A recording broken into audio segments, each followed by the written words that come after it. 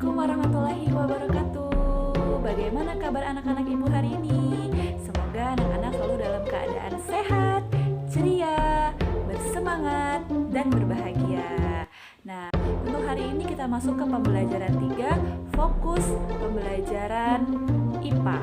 Nah, untuk IPA hari ini kita akan belajar materi tentang perkembangbiakan tumbuhan secara vegetatif.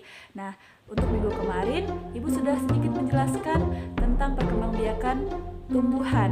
Ya, perkembangbiakan tumbuhan itu sendiri dibagi menjadi 2. Ada yang masih ingat apa aja? Nah, 2 itu yang pertama adalah perkembangbiakan secara generatif, yaitu perkembangbiakan secara kawin yang melibatkan sel kelamin betina dan sel kelamin jantan. Nah, perkembangbiakan yang kedua atau yang akan kita pelajari hari ini itu adalah perkembangbiakan secara vegetatif. Perkembangbiakan yang tanpa melibatkan sel kelamin jantan dan sel kelamin betina atau perkembangbiakan secara tidak kawin. Nah, perkembangbiakan secara vegetatif itu juga dibagi menjadi 2, yaitu perkembangbiakan vegetatif secara alami dan buatan. Seperti itu. Nah, apa sih bedanya? Nah, kalau misalkan perkembangbiakan vegetatif alami itu perkembangbiakan yang terjadi secara alami tanpa melibatkan manusia. Nah, kalau misalkan perkembangbiakan vegetatif buatan itu perkembangbiakan yang tanpa melibatkan sel kelamin jantan dan betina, tetapi melalui tangan manusia atau melalui bantuan manusia. Seperti itu. Nah, sekarang kita akan belajar dulu perkembangbiakan tumbuhan secara vegetatif alami. Itu ada apa aja sih? Kita simak penjelasan berikut ini. Cara yang pertama itu adalah membelah diri. Membelah diri itu dialami oleh tumbuhan bersel satu, yaitu dengan membelah dirinya sendiri. Sel anak akan memisahkan dirinya secara langsung dan sudah dapat menghasilkan keturunan atau memiliki anak. Misalnya itu volvox, ganggang hijau, dan bakteri. Yang kedua adalah spora. Nah, contoh tanaman yang berkembang biak dengan spora itu terdapat pada jamur, suplir, pakis, dan lumut. Nah, spora ini adalah alat perkembangbiakan yang terletak dalam kotak spora. Nah, jika sporanya itu pecah, maka ia akan keluar dan jatuh ke tanah yang cocok. Kemudian spora akan bertumbuh dan berkembang sehingga dapat menghasilkan keturunan baru. Yang kedua, cara selanjutnya adalah tunas. Tunas adalah kuncup yang tumbuh pada ujung batang atau ketiak daun. Tumbuhan dikatakan berkembang biak dengan tunas apabila tunas dari tumbuhan induk tumbuh menjadi tumbuhan baru.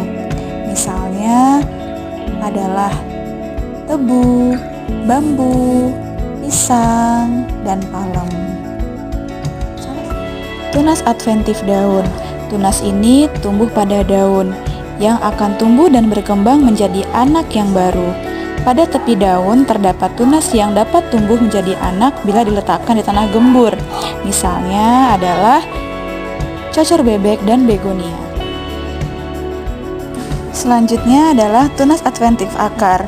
Tunas ini tumbuh pada akar yang kemudian berkembang menjadi anak atau memiliki keturunan baru. Contohnya terdapat pada tanaman cemara. Cara yang selanjutnya itu adalah geragi atau stolon. Geragi adalah batang beruas yang tumbuh menjalar di atas atau di bawah permukaan tanah.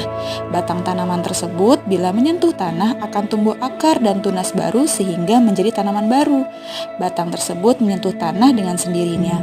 Nah, contoh tanaman yang berkembang biak dengan cara geragi atau stolon itu terdapat pada tanaman stroberi, rumput teki, dan pegagan semanggi. Selanjutnya itu ada akar rimpang atau rizoma, di mana batang menjalar di dalam tanah. Di setiap ruas itu akan tumbuh kuncup lalu berkembang menjadi tanaman baru. Contoh tanamannya itu ada jahe, kunyit, lengkuas, kencur, dan alang-alang. Selanjutnya itu adalah umbi akar. di mana akar tersebut berubah fungsi untuk menyimpan cadangan makanan. Apabila ditanam, umbi akar akan tumbuh tunas baru dari bagian yang merupakan sisa batang. Contoh tanaman yang berkembang biak dengan cara umbi akar itu ada wortel, lobak, dan bunga dahlia. Cara yang selanjutnya itu adalah umbi batang. Umbi batang adalah bagian batang yang tumbuh di dalam tanah dan berfungsi untuk menyimpan cadangan makanan, terutama berupa zat tepung. Pada kulit umbi terdapat mata tunas. Jika lingkungan itu sesuai, batang tersebut akan tumbuh menjadi tunas baru. Contohnya adalah kentang, talas, bengkuang, dan ketela rambat, serta singkong. Yang terakhir adalah umbi lapis. Umbi lapis adalah bagian dari pelepah daun yang berfungsi sebagai makanan cadangan dan bentuknya berlapis-lapis. Di bagian pangkalnya terdapat batang berbentuk cakram. Pada ketiak daun terdapat tunas sebagai calon anak yang disebut siung. Contoh tumbuhan yang berkembang biak dengan umbi lapis adalah bawang merah, bawang putih, bawang bombay, bunga bakung, dan bunga tulip.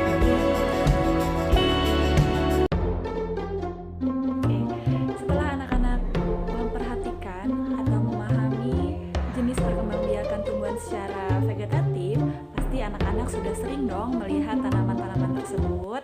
Nah, untuk itu tugas hari ini adalah anak-anak silakan mempresentasikan tanaman atau tumbuhan yang ada di sekitar kalian yang termasuk ke dalam perkembangbiakan vegetatif secara alami, seperti itu.